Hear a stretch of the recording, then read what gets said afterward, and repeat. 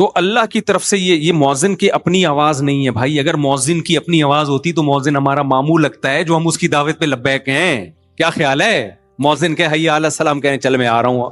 ہمارا ابا کہے گا نہیں میں نے بلایا تھا اس دن آیا نہیں تھا تو. اور مؤذن سے تیرے بڑے تعلقات ہیں, ایک دفعہ حی علی الصلاۃ بول دیا اٹھ کے جا رہا ہے.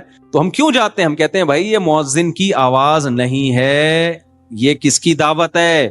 یہ اللہ کی دعوت ہے. حی علی الصلاۃ, آؤ کس کی طرف؟ نماز کی طرف. حی علی الفلاح, پھر اللہ کہتے ہیں آؤ کامیابی کی طرف. دو چیزیں روکتی ہیں. ایک, آپ اس دعوت کو ویلیو نہیں دے رہے, جیسے کوئی چپڑاسی بلا رہا ہو اور ایس ایچ او بلا رہا ہو اور آپ ویلیو نہ دے رہے ہو ایس ایچ او کو, تو اگلا کیا کہے گا؟ ابے یہ تانے دار ہے, تجھے بلا رہا ہے, تو چپڑاسی کی دعوت پہ لبیک کہہ رہا ہے. جیسے قرآن نے کہا نا اللہ اکبر, یہ دنیا سب اللہ کے مقابلے میں کیا ہے؟ چھوٹی ہے. اللہ سب سے بڑا ہے, تو بڑا ہے اس کی دعوت پہ جا. دوسری چیز جو انسان کو روکتی ہے اس دعوت سے, وہ لالچ. بعض دفعہ چپڑاسی کی دعوت پہ چلا جاتا ہے, ایس ایچ او کی دعوت پہ نہیں جاتا.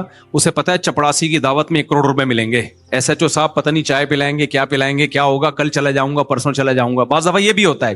تو نماز میں بھی جب اللہ اذان میں ہمیں بلاتے ہیں نا حی علی الصلاۃ, آؤ نماز کی طرف, تو ہمیں اللہ اکبر سے یہ تو پتا چل گیا کہ اللہ سب سے بڑا ہے بھائی. اب دکان چھوٹی, باقی تمام چیزیں چھوٹی, سب سے بڑا کون؟ اللہ. لیکن شیطان کہہ سکتا ہے بھائی اللہ بڑا تو ہے, لیکن ملے گا کیا وہاں جا کے؟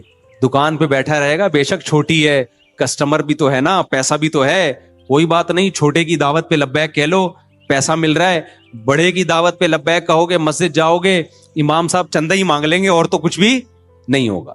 کوئی 50 روپے بھی نہیں ملیں گے, فجر پڑھ کے, ظہر پڑھ کے, عصر پڑھ کے, تو خالی پیلی, کچھ بھی حاصل ہونے والا نہیں ہے. ادھر نماز چھوڑوں گا تو ڈرامہ پورا چلے گا میرا, ٹھیک ہے نا, کرکٹ کا میچ آ رہا ہے, آخری چھکا چل رہا ہے, آخری بال چل رہی ہے, کیسے جذبات ہیں یار, یہ سین رہ جائے گا, انڈیا پاکستان کا میچ ہے, بعد میں لوگوں کے بتانے میں وہ مزہ تھوڑی آئے گا.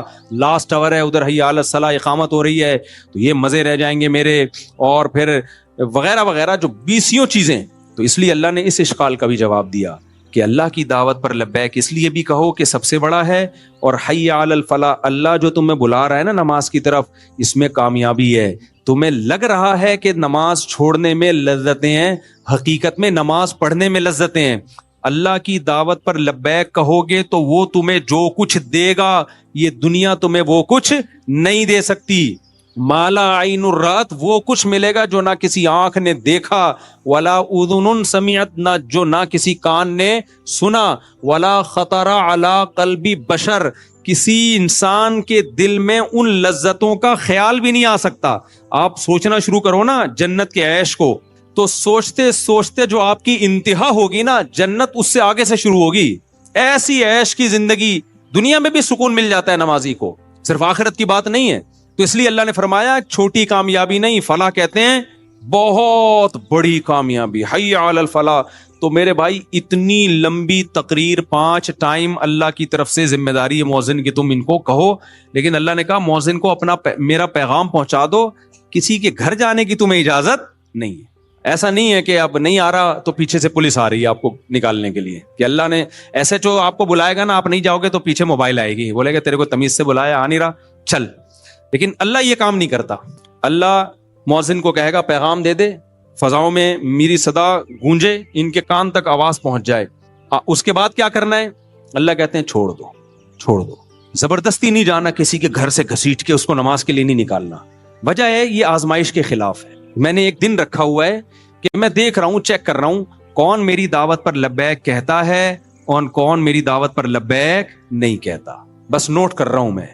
تو ہم جو سمجھتے ہیں نا کہ ہم نمازیں چھوڑتے ہیں کچھ بھی نہیں ہو رہا, بھائی اللہ کہہ رہا ہے میں تجھے ہر بار یاد دلاتا ہوں. اب یہ تیرا فالٹ ہے کہ تو اس اذان کی کانوں کو, وہ اذان کی آواز کو تو ویلیو نہیں دیتا. اب یہ تیرا فالٹ ہے, میں نوٹ کرتا جا رہا ہوں کون پڑھتا ہے کون نہیں پڑھتا.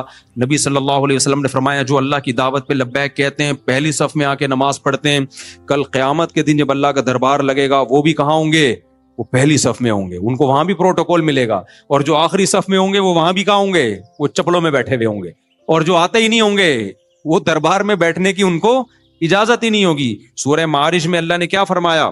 سورہ قلم میں فرمایا کہ یوم یکشف عن ساق ویدعون الی السجود, قیامت کے دن اللہ اپنی تجلی کو ظاہر کریں گے تو لوگ جب اللہ کو کی زیارت کریں گے نا تو اہل ایمان سجدے میں گر جائیں گے. اس سجدے میں ان کو اتنی لذت ہوگی, اس سے پہلے کبھی کسی چیز میں ان کو ایسی لذت محسوس نہیں ہوگی. اتنی لذت ہوگی اللہ کے کو جب زیارت ہوگی نا تو سجدے میں. تو اللہ نے فرمایا کچھ لوگ ایسے ہوں گے جن کی کمر تختے کی کر دی جائے گی. اس وقت وہ سجدہ کرنا بھی چاہیں گے, ان سے سجدہ نہیں ہوگا. یہ کون لوگ ہوں گے؟ فرمایا کہ یہ وہ لوگ ہیں جن کو دنیا میں سجدے کے لیے بلایا جاتا تھا. وَهُمْ يَسْتَكْبِرُونَ, یہ تکبر کرتے تھے, کہتے تھے ہمارے پاس ٹائم بولو نہیں. کہتے تھے یہ تو مولویوں کا کام ہے جو فارغ ہیں, یہ تو فضول لوگوں کا کام ہے, جو بالکل فارغ لوگوں کا کام ہے. ہم تو بھائی بیزی لوگ ہیں, ہم یہ تھوڑی کہ 5 ٹائم اٹھک بیٹھک کرتے رہے مسجدوں میں جا کے. تو اللہ کہیں گے کہ ان کی کمر تختے کی کر دی جائے گی, ان کو سجدے کی توفیق نہیں ملے گی, کیونکہ دنیا میں جب سجدے کے لیے بلایا جاتا تھا یہ تکبر کیا کرتے تھے. آج یہ سجدہ کرنا چاہیں گے لیکن اللہ ان کو سجدے کی توفیق اللہ ان سے چھین لے گا. تو اس لیے اللہ نے کیا فرمایا کہ ایمان والے کی سب سے پہلی علامت کیا ہوتی ہے؟ نماز. سمجھتے ہو کہ نہیں سمجھتے؟ تو اس لیے اپنے آپ کو نماز کا پابند بناؤ. الا المصلین الذین هم علی صلاتهم دائمون. بس یہ آیت کر کے اپنے بیان کو ختم کرتا ہوں. اللہ نے یہ بھی فرمایا کہ نماز پڑھتے نہیں ہیں, نہ اتنا کافی نہیں ہے, کیونکہ ہر مسلمان کبھی نہ کبھی پڑھ لیتا ہے نماز. اگر ایسا ہوتا نا نماز پڑھنے پہ اللہ راضی ہو جاتا تو سارے مسلمانوں سے اللہ راضی ہوتا. میں نے ایسے بھی پوستی دیکھے ہیں جو کچھ نہ عید کے دن آ ہی جاتے ہیں اٹھ کے. کیا خیال ہے بھائی؟ اور ایسے بھی پوستی دیکھے ہیں کہ عید کے دن نہیں ہوگا تو چلو زندگی میں ایک آدھ دفعہ کہتے ہیں چلو یار کیا جا رہا ہے. تو پڑھنے پر نہیں ہے. فرمایا ہم علی صلاتہم دائمون, پابندی کرتے ہیں, دوام. نہ سفر میں نماز چھوٹتی ہے, نہ حضر میں نماز چھوٹتی ہے, نہ شادی بیاہ میں نماز چھوٹتی ہے, نہ میتوں میں نماز چھوٹتی ہے, نہ بارشوں میں نماز چھوٹتی ہے, نہ قحط میں نماز چھوٹتی ہے, نہ حضر میں نماز چھوٹتی ہے, نہ صحت میں نماز چھوٹتی ہے, نہ بیماری میں نماز چھوٹتی ہے, نہ خوشیوں میں, نہ غموں میں, نہ جہاز میں, نہ ٹرین میں, نہ بس میں, نہ کشتیوں میں. آج اچھے نمازیوں کو دیکھا ہے جہاز میں پوستیوں کی طرح پڑے ہوئے ہوں گے. ابے لمبا سفر ہے, کہہ رہے ہیں یار اب جہاز میں کیسے پڑھیں بھائی, جہاز میں کیسے پڑھیں بھائی؟ اللہ نے حکم دیا